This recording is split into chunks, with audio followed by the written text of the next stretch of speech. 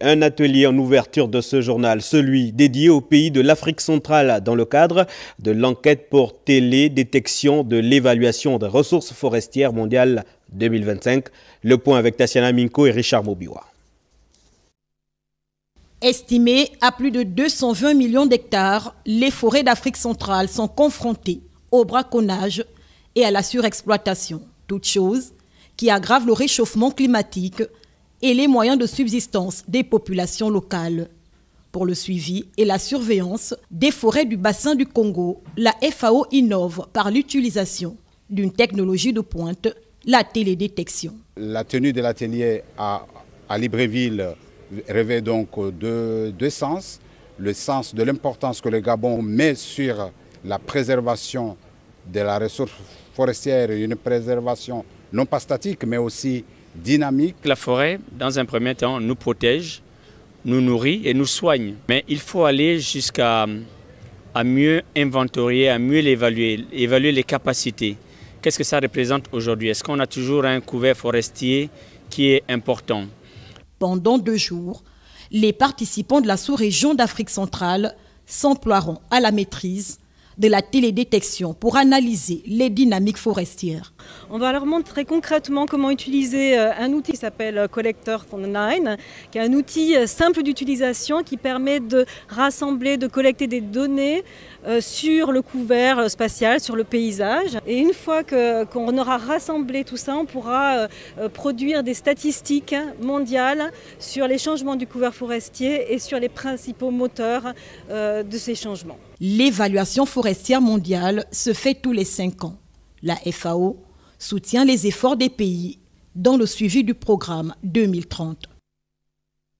Le Gabon renforce son engagement en faveur de la préservation de ses ressources maritimes. Eh bien, ce matin, la ministre de la Pêche et de la Mer, Cyrielle Zora-Kassa, c'est son nom, elle a pris part au comité de pilotage extraordinaire du projet Blue Bond, une initiative ambitieuse dédiée à la gestion durable des écosystèmes marins du pays. C'est ce que me fait dire Daniel Jemima Bokaboka.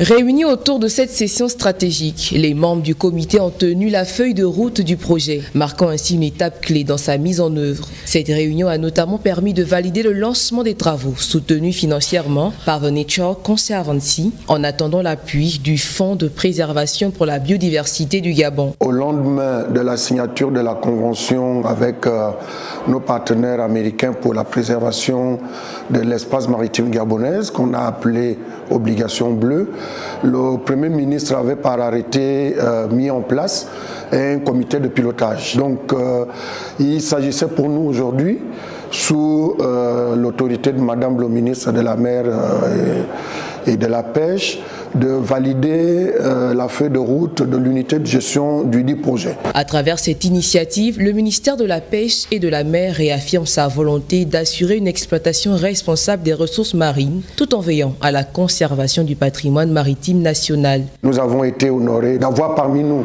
Madame le ministre qui a conduit ce comité de pilotage et la feuille de route finalement a été adoptée. Blue Bond s'inscrit ainsi dans une dynamique de développement durable, conciliant protection de l'environnement et valorisation des richesses maritimes du Gabon.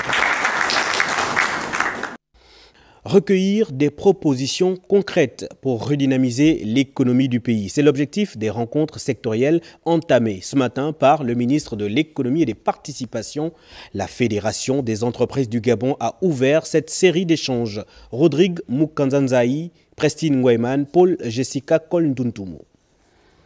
C'est sur les thématiques axées sur l'emploi, l'investissement et le climat des affaires que le ministre de l'économie et des participations a échangé avec la Fédération des entreprises du Gabon. Objectif, encourager l'élargissement de la base de production et intégrer une dynamique post-transition. C'était vraiment important pour le ministère de l'économie de voir la FEG, la Fédération des entreprises gabonaises, représentée par son président ici, M. Oyima, pour parler économie, croissance, développement, création d'emplois. Au cours de cette rencontre, les deux parties prenantes ont mis un point d'honneur sur le dialogue public-privé et l'identification des solutions concrètes liées aux défis économiques du pays, comme le veut le gouvernement de la transition. Il ne peut pas y avoir d'économie sans entreprise. Et je pense que c'est d'abord ce que nous avons acté, c'est que le dialogue entre l'État et l'entreprise doit être un dialogue vraiment allégé, simple, franc, transparent. Et ça a été essentiellement la base de notre échange, c'est nous assurer que nous sommes vraiment sur la même ligne, que nous voyons dans la même direction, que l'État mette en place un cadre qui favorise l'investissement structurant, un investissement productif. Et nous sommes alignés totalement, et donc c'est rassurant. Et vraiment, on va travailler sur la restauration de cette confiance-là et son intensification surtout pour relancer notre économie. Et j'étais très satisfait des contributions du secteur privé et surtout de leur engagement, de leur volonté à accompagner l'État dans les projets structurants de notre économie.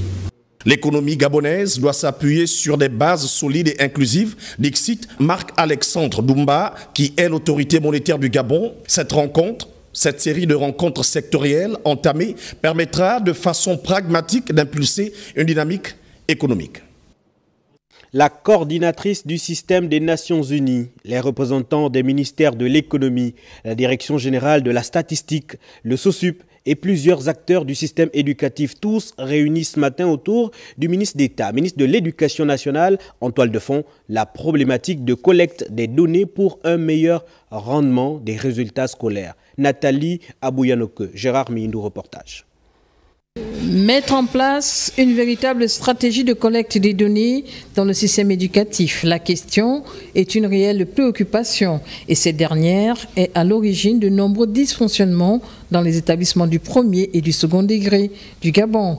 Et cela constitue un frein à l'atteinte des objectifs de développement durable. Avec l'appui de la Banque mondiale, qui est regarder les questions relatives à la qualité de l'enseignement et aux résultats scolaires dans les primaires et dans les pré-primaires. Mais aujourd'hui, sur les indicateurs les plus importants, nous n'avons pas des données régulières. Tout a été passé au pain fin par tous les acteurs, notamment les bailleurs de fonds, lesquels ambitionnent d'accompagner le Gabon vers une gestion optimale de leurs données. Ces statistiques sont très importantes. Combien d'enfants vont être enregistrés, combien de manuels il faut, combien de bancs scolaires, combien d'enseignants, avec quelle qualification. Seront mis à contribution la Direction générale de la statistique, l'économie numérique, les différents services d'informatique locaux. Tous ces systèmes, donc d'avoir un format de rapportage, mais surtout permettre aux personnes, aux établissements scolaires de rapporter ces données sur des tablettes ou même sur les téléphones. La rencontre co-dirigée par la ministre d'État, ministre de l'Éducation, la représentante résidente des Nations Unies, ambition de voir le Gabon gérer lui-même ses propres données personnelles, toujours domiciliées hors du pays. Des mécanismes d'hébergement sont en cours pour une meilleure programmation, analyse, budgétisation des besoins du secteur éducation. C'est déjà le 3e trimestre de l'année. C'est un fait presque inédit. Sans transition, les élèves sont passés du 2e au dernier trimestre. Et vous le savez, le calendrier scolaire a été réaménagé. Nos reporters Nathalie Abouyanoke et Gérard Mindou ont fait le constat. Regardons. Notre matinée commence par l'école publique de Dragage, établissement du 6e arrondissement.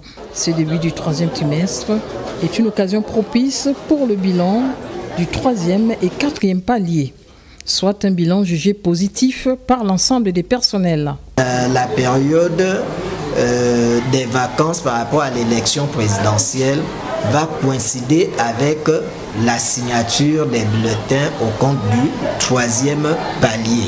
Les chargés de cours, eux aussi, s'attellent à corriger les lacunes des élèves grâce à la technique de l'APC qui a fait ses preuves dans le primaire. On applique ce qu'on nous apprend. Il n'y a pas de fatigue, c'est notre métier, nous le faisons comme d'habitude. Dans ma classe, j'ai l'effectif de 44. Dans les 44, il y a au moins une trentaine d'admis. La chance, c'est que les élèves que j'ai, moi-même, je les avais aussi en 3e année. Pour y arriver, le premier degré a désormais ses conseillers d'orientation. On travaille avec les enfants qui sont en difficulté depuis déjà un mois. Les enfants qui ont les difficultés, ils viennent de temps en temps dans notre bureau. On a des entretiens qu'on fait avec eux. On a aussi des sensibilisations tous les jours qu'on fait dans les salles de classe pour les enfants qui sont un peu agités. Les 11 semaines de cours restants à compter de ce 10 mars seront meublées par les vacances de Pâques à compter du 28 mars, mais aussi il y aura la célébration de la journée de l'enseignant, un réajustement du calendrier bien accueilli par le personnel. L'école provinciale de santé de Makokou a reçu récemment une délégation du ministère éponyme qui a évalué son fonctionnement. Ginette Jansia Mogula Masala chez Limanea. Retenu par des impératifs gouvernementaux, le ministre de la Santé a chargé de conduire une mission d'évaluation des conditions de démarrage des enseignements à l'école provinciale de formation en action sanitaire et sociale de Makokou. Un établissement totalement rénové avec des bâtiments abritant l'administration, les salles de classe, le laboratoire, l'auditorium ou encore l'internat.